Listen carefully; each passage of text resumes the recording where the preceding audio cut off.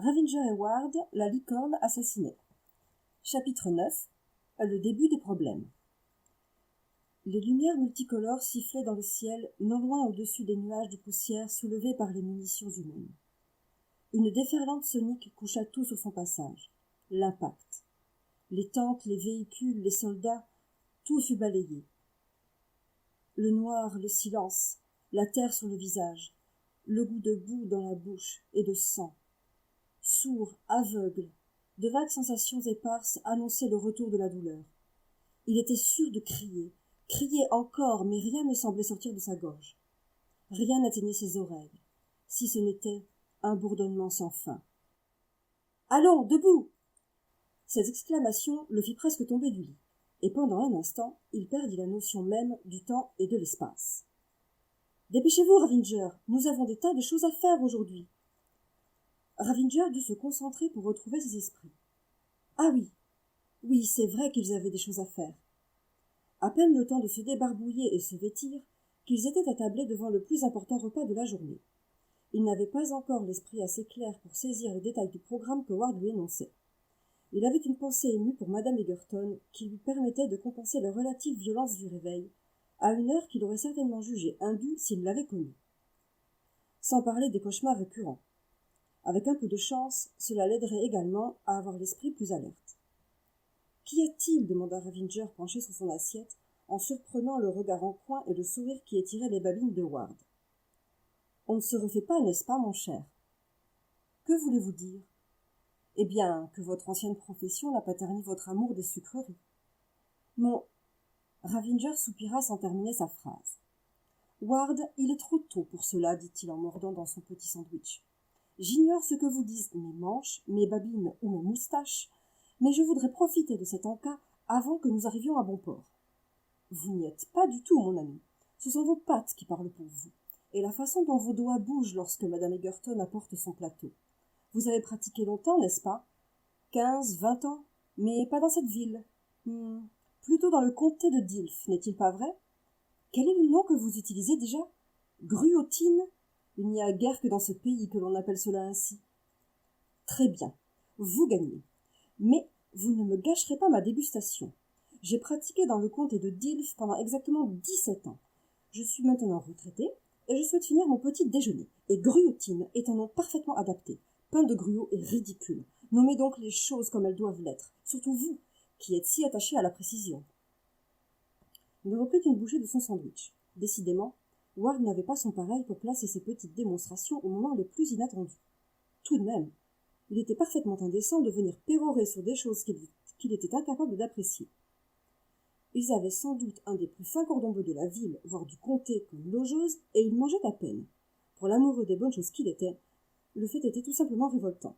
« Ne soyez pas fâchés, je ne voulais pas vous embêter. » Le renard se leva d'un bond et saisit ses affaires, forçant Ravinger à en faire autant. Ils sautèrent dans un taximètre, et le blaireau se tassa dans le fond de son siège, son reste de sandwich à la main, refusant de céder à la morosité pour un individu incapable de profiter des bonheurs de l'existence. Fort heureusement, le voyage ne dura pas, et il n'eut pas le loisir de ruminer très longtemps ces questions de vocabulaire culinaire. Le quartier de Chesalheim était délabré et sale. Les rues étroites étaient jonchées d'excréments et de détritus en tout genre. L'odeur était épouvantable. Un de ces endroits vivants encore au Moyen-Âge. Les bâtiments en torchis et colombages en bois dataient d'au moins 4 siècles. Les multiples carreaux des fenêtres du rez-de-chaussée étaient noirs de crasse et de suie de bougies. C'était incroyable que ce quartier n'ait pas déjà été détruit par le feu ou un programme de réhabilitation de la ville. Des hardes de petites musaraignes couraient en tous sens en se lançant des cailloux. Ils hurlaient, mais semblaient s'amuser selon des critères étrangers à Ravinger. Son cœur se serra. Il détourna le regard. C'était comme vivre sur un champ de bataille dans la boue et la puanteur. La violence n'était pas la même, mais elle était là. Tous les malfrats de la ville se terraient dans ces zones d'un autre âge et recrutaient leurs petites mains dans les familles du coin sans qu'elles en aient le choix. Il jeta un regard à Ward. Certes, il n'était pas aussi jeune que cette bande de petites musaraignes, mais il n'osait imaginer le laisser affronter seul ces glaçantes ruelles. C'était idiot, sûrement. Il lui avait démontré par A plus B qu'il était loin d'être un rongeur sans défense. Ils arrivèrent devant l'entrée d'une ruelle sale, dont les pavés étaient rendus glissants par la fange qui les recouvrait. Elle était tellement étroite que l'on devait pouvoir se tenir par la main par les fenêtres en vis-à-vis. Même la lumière du jour avait peine à atteindre les étages inférieurs. Le soleil ne devait guère réchauffer les pavés, et c'est sans doute ce qui aggravait l'humide puanteur. Nom d'un troll! Comment ces choses existent encore? Digby, êtes-vous certain de vouloir vous rendre en de tels lieux? Je vous avais prévenu, vous ne pouvez pas dire le contraire. Nous allons visiter une échoppe un peu particulière. Fermez donc vos narines, mais ouvrez vos yeux et vos oreilles, mon ami, et laissez-moi parler. Ravinger connaissait à présent suffisamment Ward pour ne pas s'offenser d'une telle remarque. Il fallait savoir, parfois, lui laisser la main. Il semblait avoir acquis une certaine aisance dans des milieux étranges, voire douteux. Ce n'était pas si surprenant pour un débrouilleur de mystères, comme son jeune renard d'ami, qui avait été au contact de nombreux criminels. Il suivit Ward sur les pavés hasardeux. Il passa plusieurs portes sans numéro et en piteux état, puis s'arrêta devant une entrée légèrement en contrebas. C'était une vieille porte en bois vermoulu, avec une minuscule ouverture carrée grillagée au niveau du visage. La vue était obstruée par un vieux chiffon délavé. Même les vitres du rez-de-chaussée étaient condamnées de l'intérieur, en plus d'être sales. Cette porte, son seuil et les pavés avoisinants n'avaient pour sûr jamais vu ni la lumière ni un balai. Cela pourrait expliquer qu'on bouche les fenêtres. Ward ouvrit et passa la porte sans même frapper. Surpris, Ravinger s'empressa de s'engager à la suite de son compagnon, trop inquiet de le laisser dans un pareil décor ou de rester seul dans la ruelle sombre et malodorante.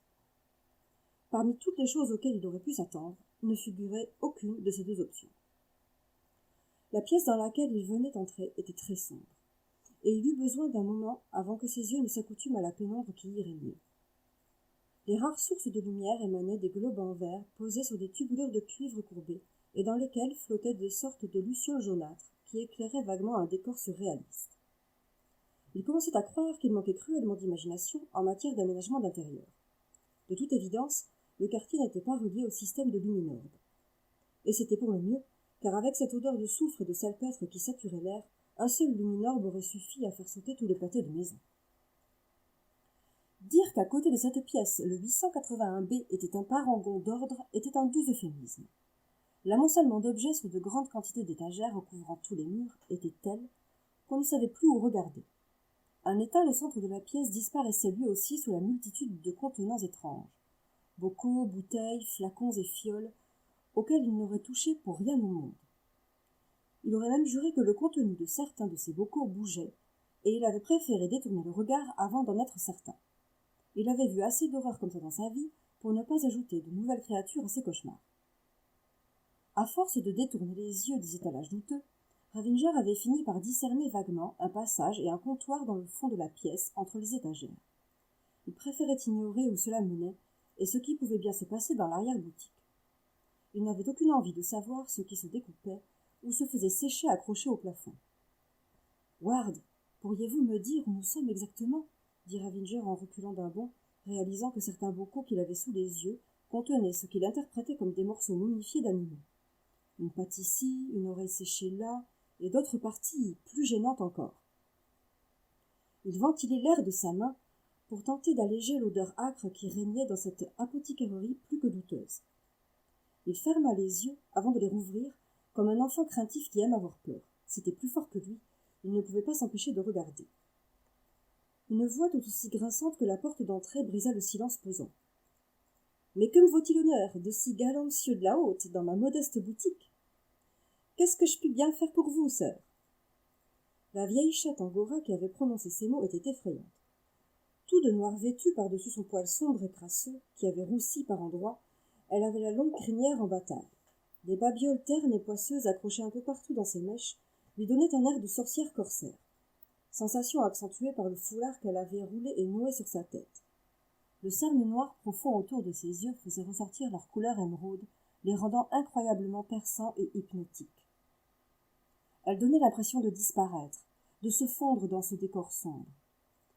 Ses yeux verts flottaient ainsi entre les bocaux d'intestins de serpents et autres appendices que Ravinger faisait de son mieux pour ignorer, sans grand succès. Sa vieille robe et son vieux tablier étaient tout tachés et ses griffes usées. Une dent dépassait sur une de ses babines et achevait le portrait de pirate maudit. Le tout donnait terriblement envie à Ravinger de faire demi-tour. Croiser un chat ne le mettait déjà pas à l'aise, un vieux réflexe animal sans doute, Mais dans ces circonstances, il était prêt à admettre qu'il était dans ses petits souliers. Il pesta. À quel point était-il stupide pour se laisser aller à de tels automatismes? Il vivait avec un renard, ce n'était pas pour se laisser impressionner par un chat. Le mot le fit frissonner. Il jeta un regard à Ward, qui ne semblait pas affecter le moins du monde, et faisait face à la tenancière avec un incroyable sang-froid, son jeune âge ne le mettant pas une minute en défaut. Il devait pratiquer un de ces arts mystérieux des contrées lointaines de l'Est, une chose qui portait le nom de zazine, ou quelque chose de semblable. Ward semblait versé dans tant de choses curieuses qu'il n'aurait pas été surpris d'apprendre cela. Après avoir salué leur hôtesse, Ward sortit de sa poche un papier sur lequel était griffonné quelque chose et le lui tendit. Le visage de la vieille chatte sembla s'affaisser. « Vous me prenez pour qui? Pas de ça ici! Je suis une honnête vendeuse de fournitures, sœur, déclama-t-elle en froissant le papier dans sa patte griffue. Allez, pch, pch, du balai, sortez, sortez, vociféra-t-elle en chassant Ward et Ravinger de la pièce. Ward, cependant, ne l'entendait pas de cette oreille. Je ne m'en irai pas, sans savoir qui peut bien fournir cette chose à qui la demande.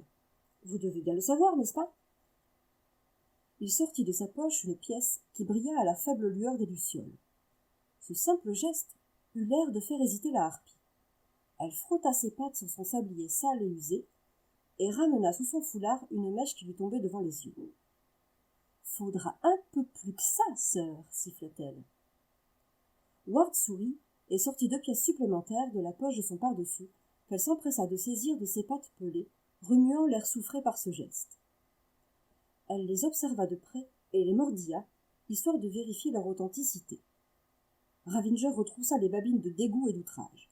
Penser que Ward pouvait trafiquer de la fausse monnaie. Il dut avoir un mouvement incontrôlé, car Ward lui jeta un regard entendu. Il se figea sur place. « C'est pas que ce soit vos affaires, mais ce genre de saleté, c'est pas chez nous. Allez donc voir ces fous de houveleurs. » Elle cracha par terre à ce mot. « On n'est peut-être pas des gens comme il faut, dit-elle avec mépris. Mais nous, on touche pas à ces choses-là. On est honnête, honnête !» Elle commença à hurler. « Dehors, dehors, vous avez pas honte? Je veux plus vous voir ici. Allez !»« Ça vous coûtera le double la prochaine fois, » glissa-t-elle. Et elle se mit à crier. « Sortez !» Ravinger ne se le fit pas dire 2 fois et fut soulagé de se voir claquer la porte au nez. Une fois n'est pas coutume. « Quelle manière !»« Vous pouvez le dire, oui, » répondit Ravinger avec son calme habituel et un petit sourire en coin. « Mais nous ne pouvons l'en blâmer. Personne n'aime être accusé de magie noire, vous savez. Elle a dû penser que j'allais la dénoncer à la garde. » Ravinger haussa les sourcils. « Que lui avez-vous donc montré ?»« Vous vous rappelez du cercle magique qui était sur le sol à la bibliothèque royale ?» Ravinger confirma d'un mouvement de tête. « Eh bien, c'est cela que je lui ai montré, » enchaîna Ward. « Je ne crois pas qu'un nécromancien se soit donné la peine de se déplacer pour commettre un tel meurtre. Il s'agit de quelqu'un de moins accompli en matière de magie. Il faut donc bien qu'il ait eu ce savoir de quelqu'un. Je cherche donc de qui. Les houveleurs ? Peut-être. Si c'est le cas, nous allons au-devant de difficultés. Mais qui sont-ils ? Une obscure secte. J'avais cru comprendre qu'ils se contentaient de prêcher pour le salut des âmes damnées, qui refusaient d'ouvrir les yeux et de réaliser que le vrai pouvoir était aux mains des esprits de l'en-dessous.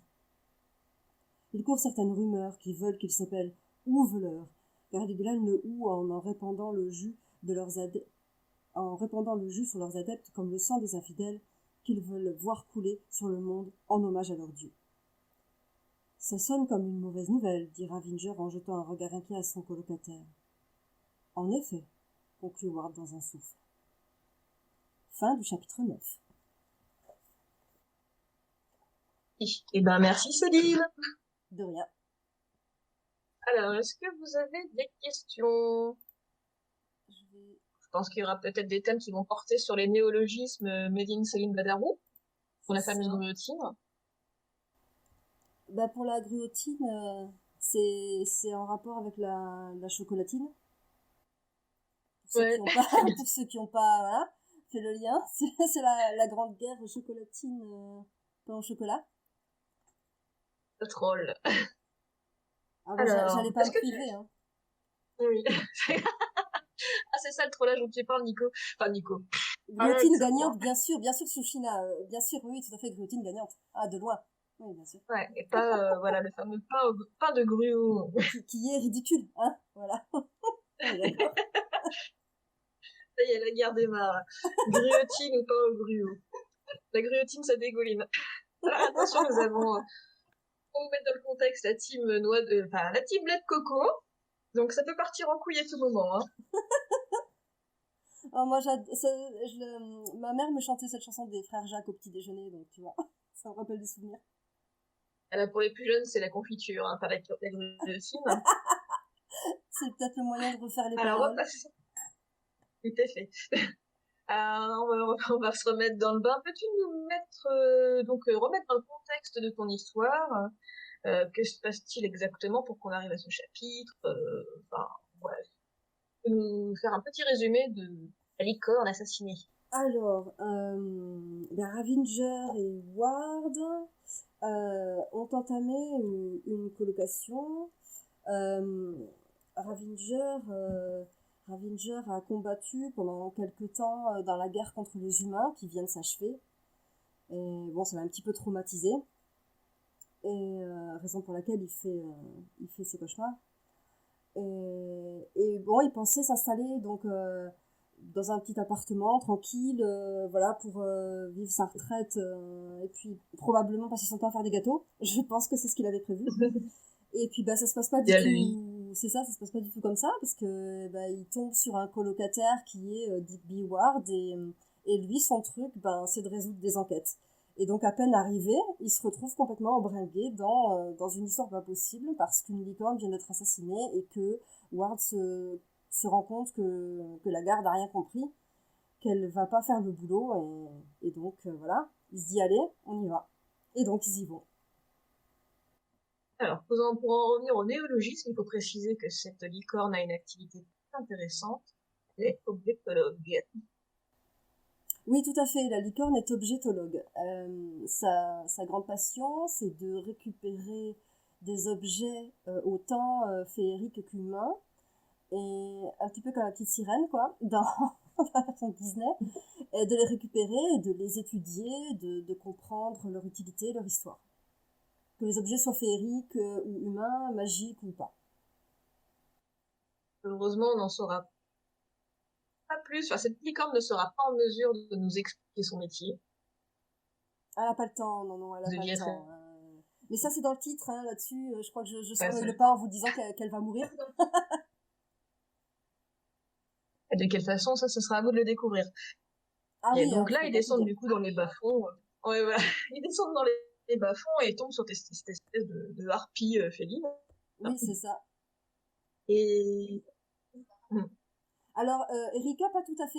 Ça parle moins bien les morts, dit Erika. Oui, alors, ça parle moins bien les morts, mais pas tout à fait, puisqu'effectivement, dans cet univers, il y a des fantômes. Donc, les morts pourraient parler. Les morts parlent dans cet univers, en fait. Comme on dit dans Dracula, ils vont vite. On ne crée plus que les morts parlent mal. Oui. Alors, est-ce qu'il y a des nécromants Potentiellement, mais pas dans l'histoire. Mais c'est un univers dans lequel potentiellement il peut y avoir absolument tout. Il n'y a aucune limite. Voilà, c'est pour ça qu'on trouve de la guillotine voilà, et des lumineurs.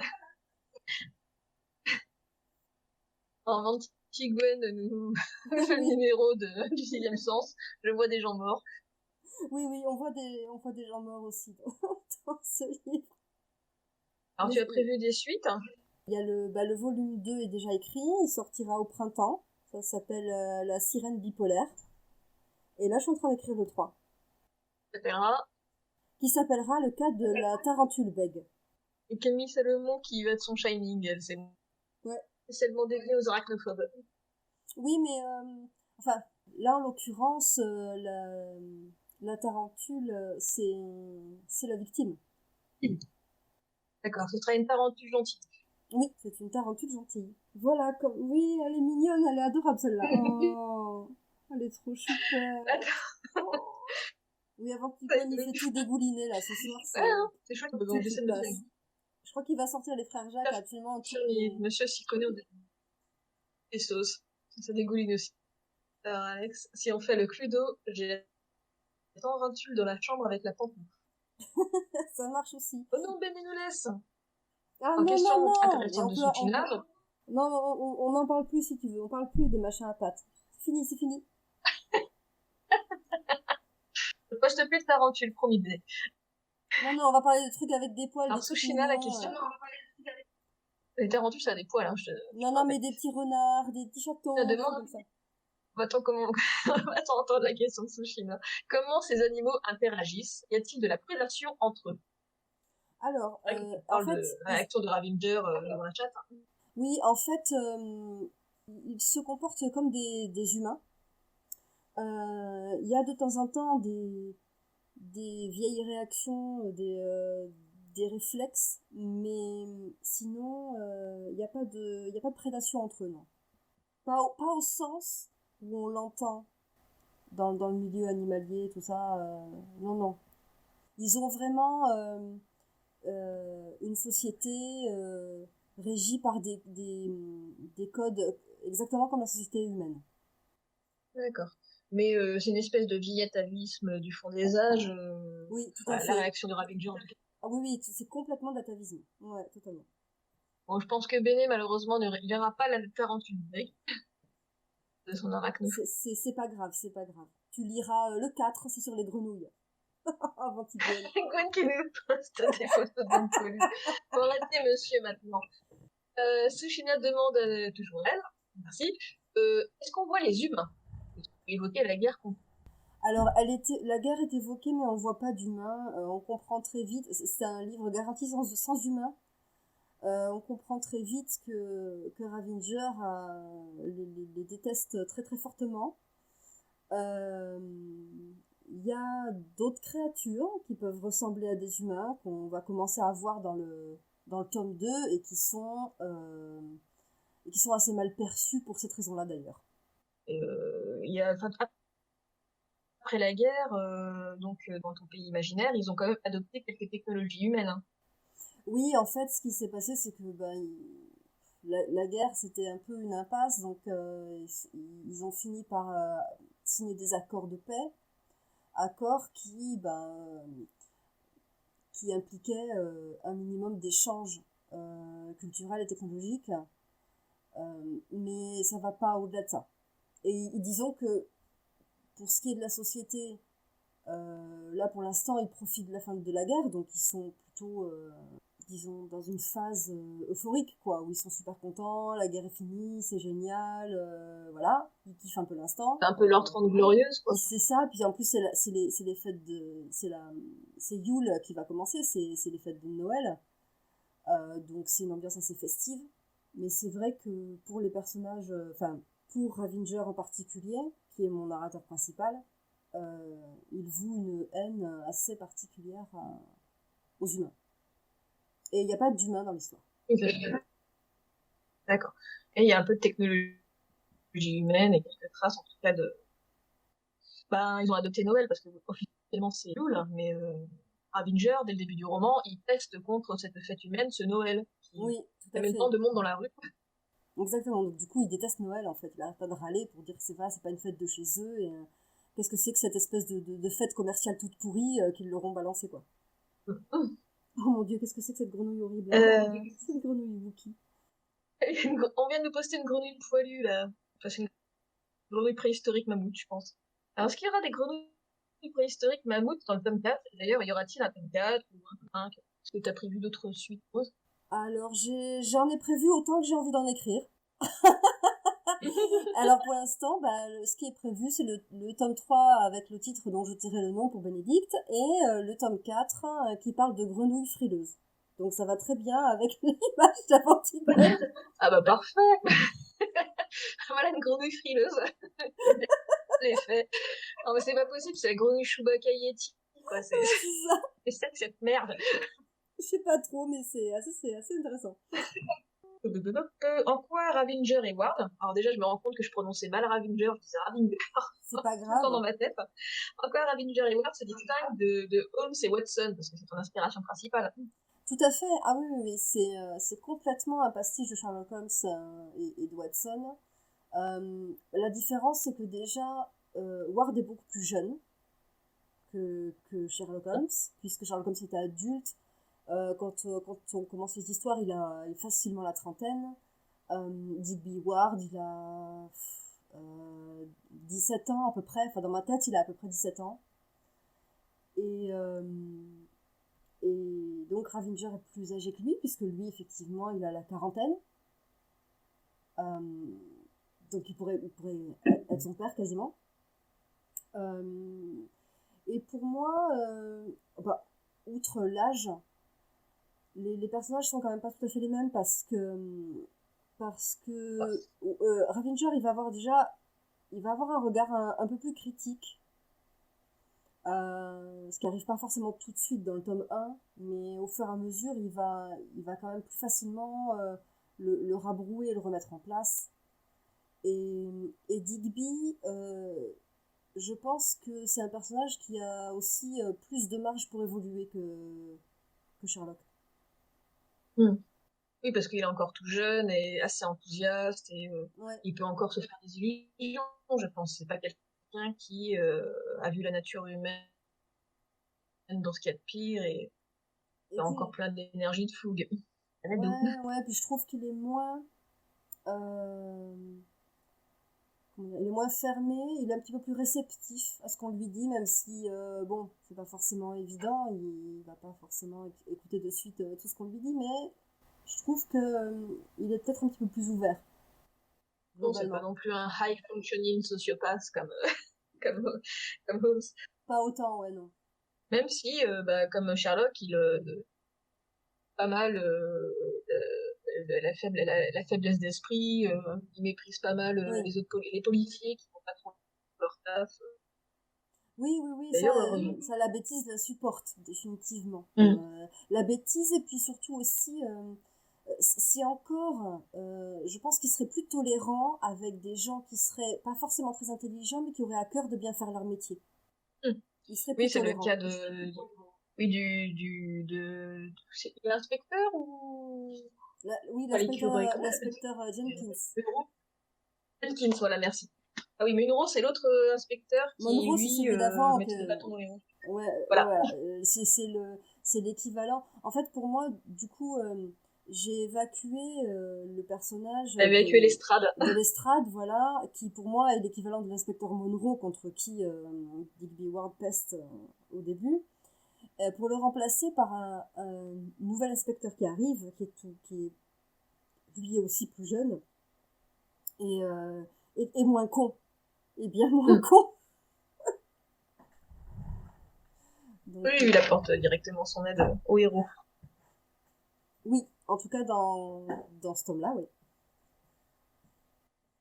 Alors, il y a quelque chose d'autre aussi qui revient souvent dans Ravinger et Ward, en plus de l'enquête, des références à Sherlock Holmes et d'autres références que vous trouverez dans le bouquin, qui est un petit jeu très marrant à la fin. Pas plus. C'est la pâtissologie. Ah bah oui. Et tu peux nous en dire plus sur ce nouveau mot?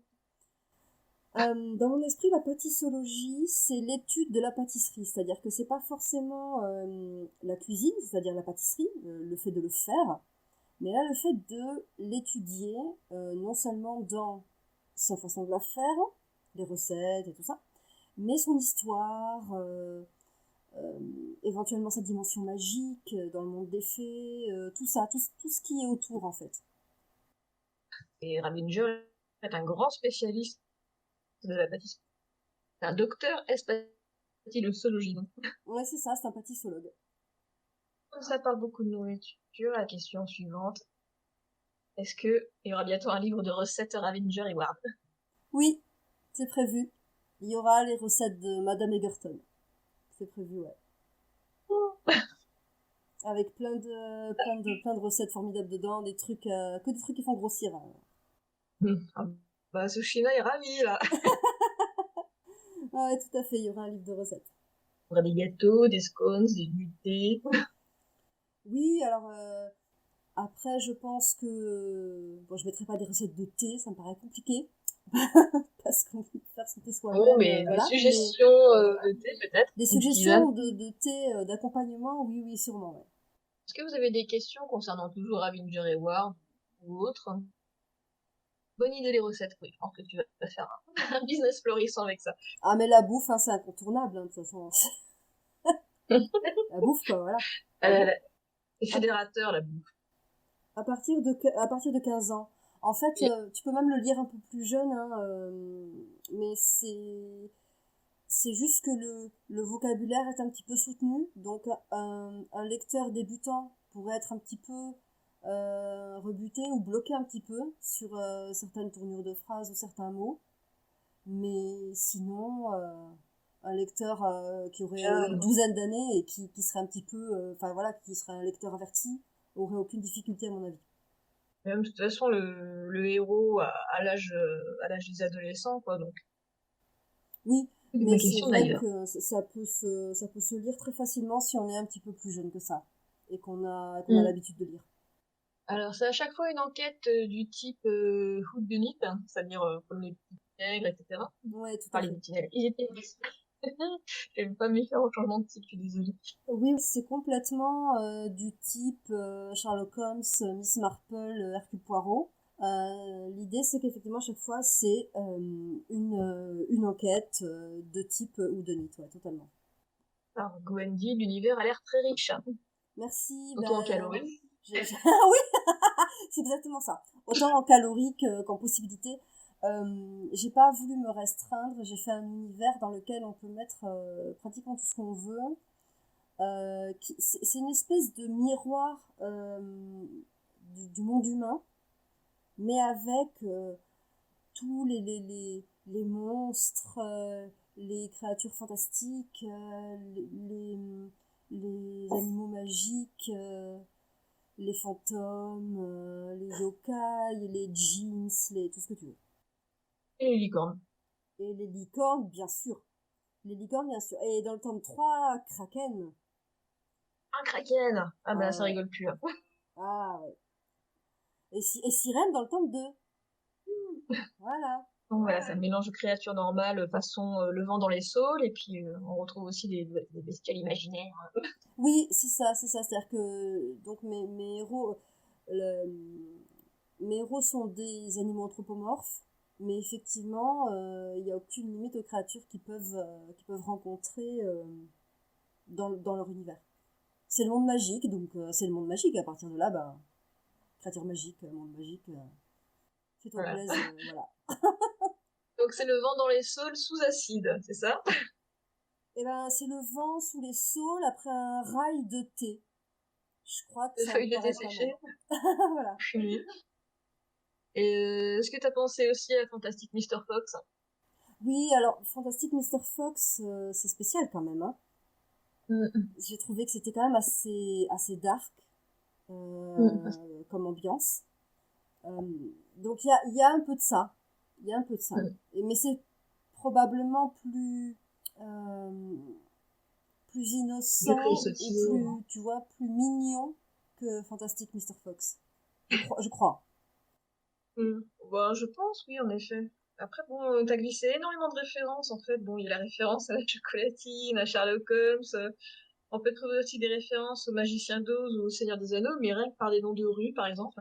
Et je mets au défi quiconque de trouver la référence sur Star Trek. Je pense que personne n'arrivera à la trouver. Bah, moi, je l'ai pas trouvé. Des références à Batman aussi. Oui. Ah oui, il y a des références à plein de choses. Qu'est-ce qu'il y a J'en ai glissé plein. Attends, laisse-moi regarder les pages à la fin. Alice au Pays des Merveilles. Il y a même il y a une référence à Peter Pan. Il y a le dîner de con aussi. Je sais pas si tu as trouvé la référence au dîner de con. Ouais. Ou alors, je suis passée à côté. Il y a Fantasia. Il y a des trucs après, bon, faut les connaître. Hein. Je sais pas si tu as vu Brisby, le secret de Nîmes, mais il y a une référence aussi. Il y a T'as plein qui de demande choses. si la référence à Star Trek, c'est les t-shirts rouges. Ah non, elle aurait été trop facile celle-là. Les red shirts. Ah non, ça aurait été beaucoup trop facile. Non, non, c'est pas ça du tout. Et il y en a un qui pense toujours à la bouffe, c'est Gwen, et il demande si on trouve la ref, tu offres un resto comme Nikolavitch. Alors déjà, faut que tu trouves toutes les refs, et il a un bon paquet, hein. Ah, si tu trouves la ref sur Star Trek, c'est sûr, j'offrirai quelque chose. Je sais pas quoi, mais je pense que ça peut se discuter avec le gagnant. Livre de recettes. En tout cas, c'est clair, je ferai un cadeau. C'est clair, ça le vaudra. D'autres questions sur l'univers de Ravinder et Ward. Il en est en train d'écrire. Après, je fais pas je me lance pas en disant ouais, j'en ferai un resto. Imagine le gars, il choisit un resto, un truc genre à 15 étoiles, t'imagines le budget. Ah ouais, c'est bien capable, hein. Ah ouais, avant Tigone, je lui fais confiance, hein. Resto avec du lait de coco. C'est ça, oui, je peux lui offrir du lait de coco. J'offre le Burger King. Bon, moi, je vais essayer de pas trouver la référence, alors je suis léger. Non, Bof, non, du mais sushi. non, mais je pense que ce sera à voir avec le gagnant. Je pense que la récompense est à discuter. Mais il y en aura une, c'est obligé, parce que franchement, c'est vraiment un truc. Il faut être un trekkie hardcore, hein, je crois, pour le trouver. D'accord. Enfin, je sais pas, il y a paix et prospérité ou quelque chose comme ça. Ah non, c'est beaucoup plus compliqué que ça. Non, non, vraiment. Ouais. Pour en revenir à toi, enfin, en tout cas, Ravinger Wars et les suites qui vont venir, ce sont des livres auto-édités. Oui, c'est ça. T'as quand même Exactement. réussi à sortir un bel objet, parce que la couverture, Merci. quand même illustrée par une artiste BD, ça fait de la merde, hein, faut bien le dire. Mais non, mais elle fait pas de la merde, en effet. Alors, comment tu as réussi à contacter cette personne? Je la connais depuis la seconde. On a fait nos études ensemble. C'est trop Eh triché, ben, c'est hein. bien. La vie est bien faite. Voilà, donc en fait, Allez. je la connais très bien et je suis sa coloriste BD depuis des années aussi. Donc on a fait nos études ensemble et en plus de ça, on a travaillé ensemble pendant des années et je suis sa coloriste depuis, eh bien, depuis longtemps. D'accord. C'est toi qui as fait les couleurs pour ta couverture? Non, non, c'est pas moi qui fais les couleurs pour la couverture. En D'accord. général, sur les couves, elle fait tout. C'est sur les albums en Mhm. général que j'interviens. D'accord. C'est rare que Bon. j'intervienne sur les couves. Je l'ai fait parfois pour de la jeunesse, c'est arrivé, mais c'est assez rare. Faut vraiment qu'elle soit super charrette, quoi. Je pense que tous ceux qui auront eu des bouquins auto-édités entre les mains n'ont pas vu un truc d'une telle qualité, quoi. C'est un très bel ouvrage. Merci beaucoup. Mais en tout cas, Allez. ouais, j'étais super émue, moi, quand j'ai découvert la couve qu'elle m'avait faite. J'étais super heureuse, je la trouve vraiment très très belle. C'est elle aussi qui va faire les prochaines couvertures, hein. Ah bah oui, Obligée. ah bah oui. Elle a signé avec son sang, c'est fini. Alors, déjà, donc, une couverture de pro, mais en plus, tu as une préface de Cécile Buchen. Eh oui, en fait, je me suis fait cette réflexion que l'auto-édition était souvent un peu dénigrée et qu'on disait ouais mais bon t'es auto-édité parce que voilà ton bouquin il est pourri et t'as pas réussi à le caser en maison d'édition.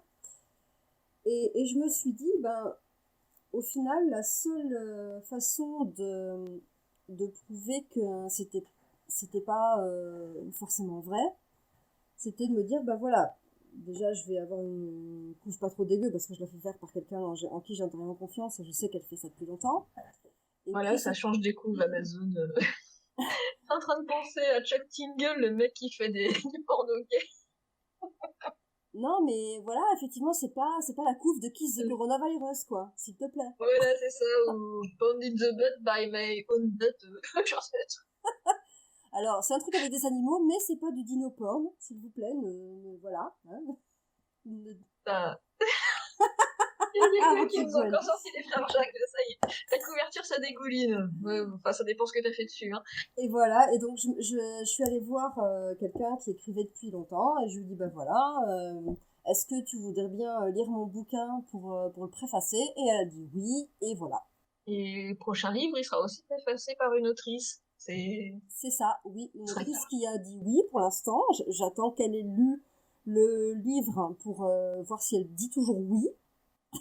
Et puis après, on verra, mais c'est prévu, ouais. Alors, t'as qui dit que, bon, pour la qualité, c'est le cas de la majorité, malheureusement. Déjà qu'il y en a beaucoup d'édités qui auraient dû rester chez leurs auteurs. Je veux dire, en termes de qualité, Mais de toute façon, enfin, en termes de qualité, il y a de la qualité partout et il y a de la non-qualité partout. Je veux dire, il y a chez des éditeurs des choses qu'on va trouver pas bien, et puis il y aura chez les auto-édités des trucs qu'on va trouver génial.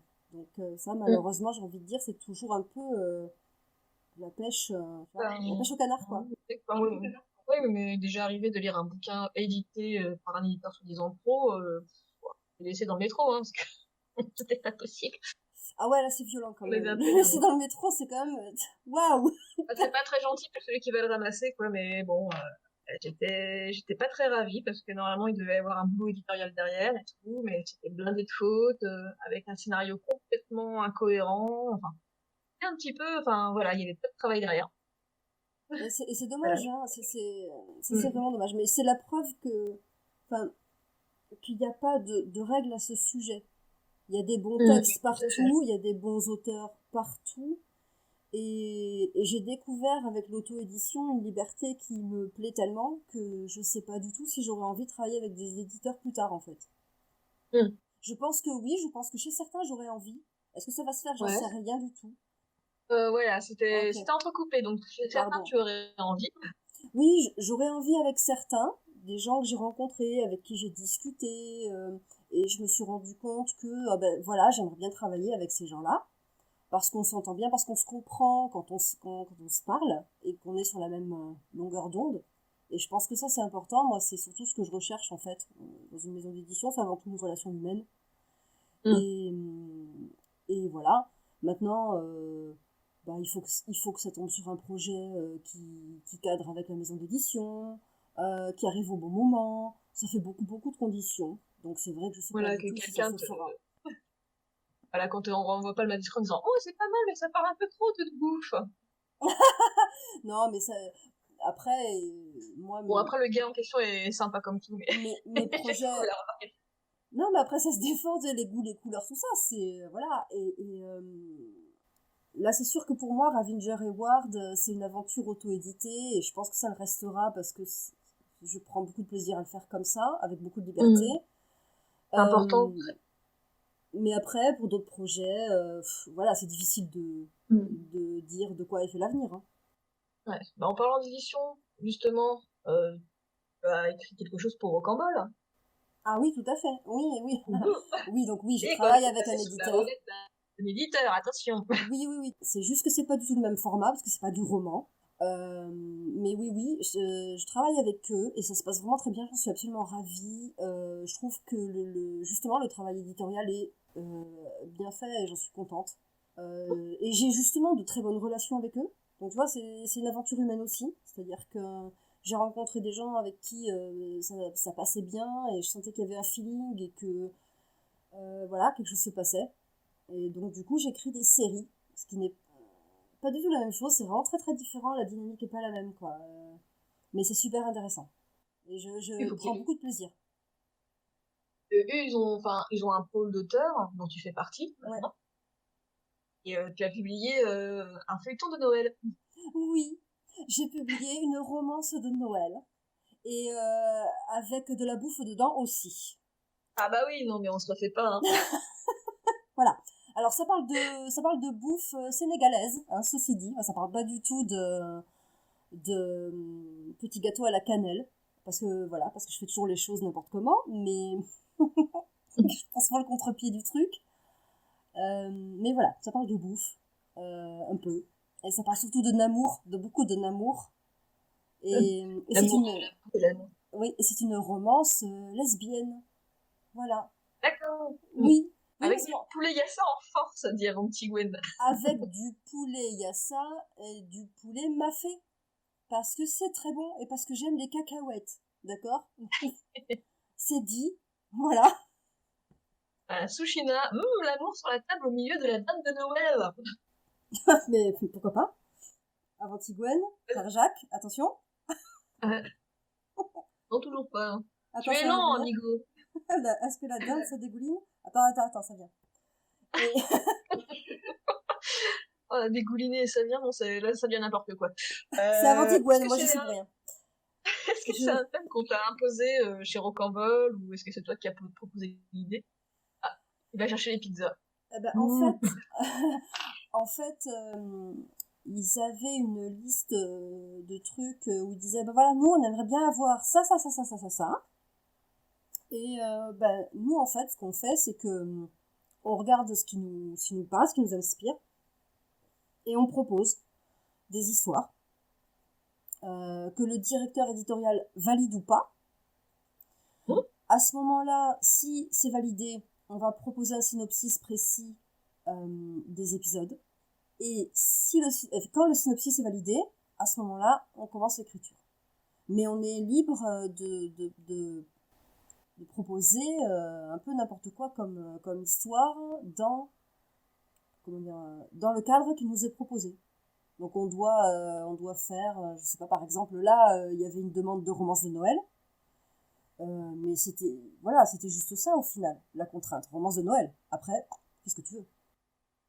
Donc tu as décidé de taper dans la romance de Noël lesbien, et au même moment, je crois que Netflix est en train de sortir un film avec Kristen Stewart qui est une romance lesbienne. Ah, je savais pas. Ah si, C'est je sorti l'ai ou pas ça vu, va mais sortir, hein? je crois que c'est sorti, il me semble, c'est sur Netflix ou quelle autre plateforme. Et donc, c'est l'histoire d'un personnage joué par Kristen Stewart qui est avec sa copine depuis un moment, et sa copine va la présenter à sa famille, sauf qu'elle n'a pas osé faire son coming out, donc Oui, elle comme sa meilleure amie. j'ai vu le trailer, Voilà. je l'ai vu. Je me rappelle, ça y est. Ouais, tout à fait. Est-ce que c'est le même trip ou c'est bon, ils ont fait leur coming out Alors, c'est pas du tout le même trip. Il n'y a pas du tout d'histoire de coming out, donc dans mon esprit, c'est pas le sujet. Euh, Probablement qu'elles l'ont fait et tout le monde s'en fout. Voilà, c'est acquis et c'est Bon, ça super. change. Non, c'est plutôt une histoire. C'est une jeune fille qui a pas de bol et il lui arrive que des catastrophes à Noël et elle doit passer quelques jours chez une ex parce que son appart est inondé. Et donc, comme les catastrophes sont en série, le nouveau boulot qu'elle doit commencer le lendemain, c'est un boulot tout pourri où elle doit se déguiser en lutin pour animer une galerie marchande. Et elle déteste les enfants. Elle déteste les enfants. Et donc, ça va être la misère, quoi. Voilà. D'accord, ça promet. Ouais, c'est un peu une espèce de Bridget Jones lesbien. Non, parce que Bridget Jones, elle a qu'une optique, elle sait se caser et faire des enfants. Là, on a un personnage qui est plutôt pris comme ça dans les affres du quotidien. Et qui s'inquiète pas spécialement pour son avenir émotionnel, quoi, amoureux. Elle a d'autres soucis dans l'immédiat. En fait. Et c'est juste que l'amour va débarquer à un moment où c'était pas prévu du tout. Et puis, franchement, sans déconner, de voir la femme de ta vie arriver alors que t'as un costume tout pourri, des oreilles en plastique et que t'es au milieu d'enfants que tu détestes, c'est pas ce qu'il y a de mieux.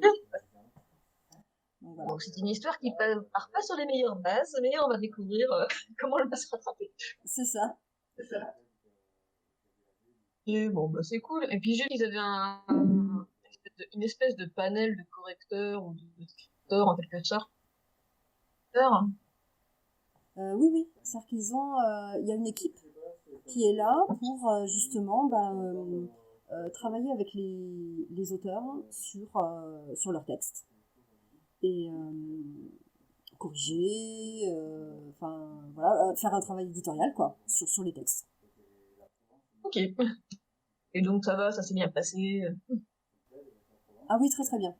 Ça s'est vraiment très bien passé. Je me suis très bien entendue avec ma correctrice. Le feeling était vraiment super.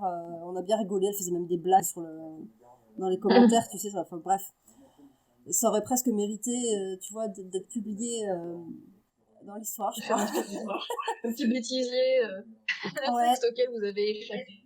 Ouais, c'est ça. Ça aurait peut-être presque mérité un bêtisier.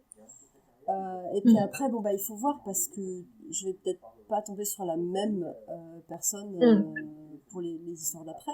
Mais d'ailleurs, là, j'ai une autre série et je suis pas du tout avec la même personne. Donc, on va voir comment ça se passe, mais il n'y a pas du tout de raison parce que bon, c'est une personne que je connais déjà et avec qui je m'entends bien. Donc, il n'y a pas de raison qu'on s'écharpe sur cette correction. Je crois pas. Oh, ça devrait aller, je pense. S'il y a une bonne dynamique. Et d'ailleurs, ma prochaine série, c'est une série avec une licorne. Je l'ai pas dit ça. Ah mais oui, la fameuse licorne garagiste de l'espace. Exactement. On reste dans le mélange des genres. Voilà, c'est ça, tout à fait. C'est de la space fantasy et donc elle devrait sortir. Alors je sais pas parce que là on est sur la correction donc je sais pas, peut-être en février. China demande si tu vas encore trucider la licorne. Ah bah je peux pas le dire, mais c'est pas dans le titre en tout cas. Parce qu'elle ne sera pas assassinée, du moins pas dans le titre. Je peux pas les tuer à Et ça chaque s'appelle fois quand même. Hein. pas gentil pour les licornes. Comment ça s'appellera? Tuning Wars, parce que la licorne elle fait du Ok. tuning. Licorne gay, fan de tuning. Ça promet.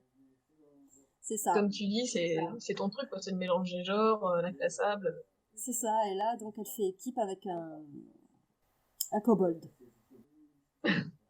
Donc Est-ce que c'est vous avez d'autres questions pour Céline? Ah oui, pardon, je t'ai interrompu. ouais, donc c'est voilà, les histoires d'une licorne et d'un kobold qui tunent des vaisseaux spatiaux sur une station spatiale et dont la vie est difficile, quoi. Ils ont du mal à joindre le debout. Hein. Donc ils sont un peu escrocs ou ils essaient de faire leur boulot honnêtement? Non, ils essaient de faire leur boulot honnêtement, c'est juste que c'est compliqué et puis un jour le client miracle, quoi. Mais voilà, je crois que tout va partir en saucisse de l'espace. Vite, ce rocambole. Voilà, c'est ça. Ok, donc est-ce que vous avez des questions, d'autres choses à demander à Céline, concernant par exemple son boulot dans l'auto-édité, les difficultés, etc. Est-ce que toi tu as des choses à dire en plus, Céline? Bah, j'attends toujours de devenir riche, hein, ça tient qu'à vous. Ben, c'est le cas de tout le monde. Oui, c'est ça, c'est le cas de tous les auteurs, je crois. Ah oui. Et bon, bah, je pense que du coup... Ah, t'as qui est en train d'écrire? Attendons. Bah, c'est peut-être pour joindre le club des auteurs qui Ah, veulent devenir riches. Ouais, il faut vendre mes non, droits à c'est vendre les Hollywood. droits à Hollywood. Moi, je dirais Oui, plutôt Bollywood, tiens. oh là là, une version Bollywood de Ravinger et Ward. Oh, le truc qui tue. Oh, tu m'as vendu du rêve, là. Ah bah oui, carrément. Attends, la scène dans la cathédrale, mais elle va être fabuleuse. Ah, ça va être magique.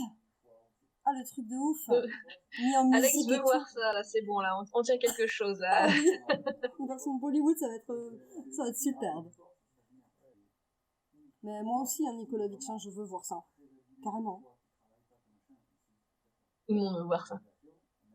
Ah oui, bon, pas à la France, tu vas avoir Depardieu et Clavier.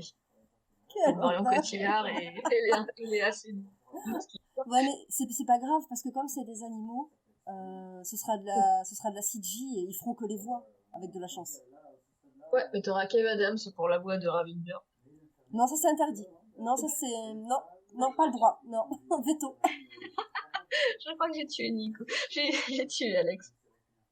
Ou ça ressemblera à Cats. Bon. Bon, ça suffit là, arrêtez de me piquer mes rêves. On Ça va va... pas parler Ah, d'un truc vraiment trop pourri, là, ça va pas. ouais, c'est clair. Cats vs Sonic.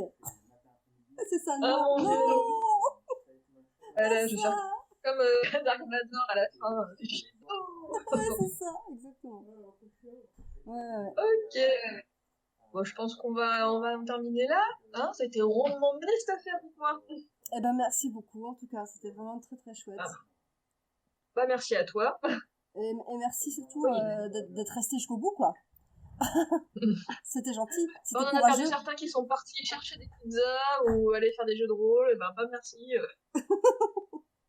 Ouais, il y a eu des Ah, abandons. Il y a eu des abandons. ouais, merci. On reprendra donc en janvier le 13, comme d'habitude. Et cette fois-ci, ce sera Eziola, alias Aloïse, qui nous fera une lecture de texte. Pour info, Aloïse, donc, est fondatrice. Je sais pas si elle est fondatrice, mais elle s'occupe du Café Cobalt. Dommage que Chimène soit pas là parce qu'elle m'aurait confié. Bon. Et en février, attention, papatin, c'est Erika, enfin un texte d'Erika lu par Béné. Là, je pense que Béné, tu seras parfaitement remise d'être en ligne. Ah, il faut, hein. Ouais, Béné, il faut qu'elle soit super en forme pour le 13 janvier. C'est elle qui lit. Ah, février, pardon. Ça va venir très vite. Bah, on compte sur toi, Béné, hein. Voilà. Bon, en fait, mon programme est rempli pour quasiment toute l'année, là. Ah oui, c'est vrai? J'ai vu qu'il y avait pas mal de personnes qui s'étaient proposées. Ben, oui, enfin, il faudrait que je les recontacte, mais déjà, Resiola était la première qui avait l'air assez sûre d'elle quant au texte à proposer. Erika